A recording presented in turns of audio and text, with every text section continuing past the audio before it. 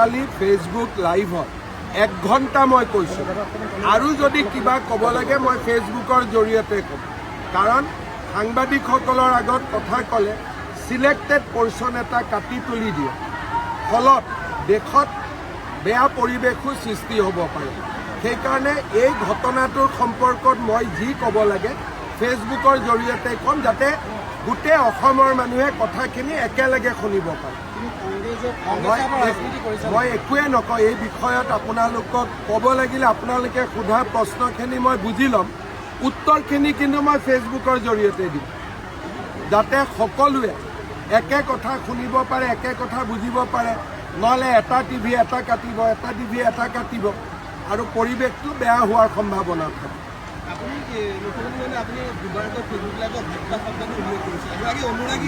মই যি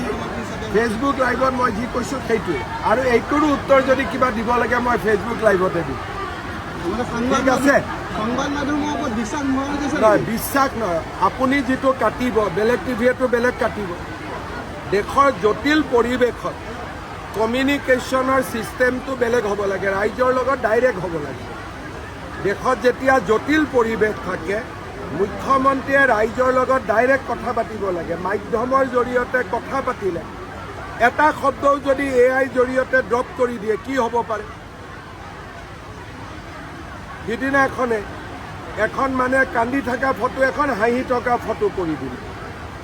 সেইকাৰণে যেতিয়া দেশৰ পৰিৱেশ জটিল হয় তেতিয়া ৰাইজৰ লগত ডাইৰেক্টলি কথা পাতিলে ৰাইজ সন্তুষ্ট হয়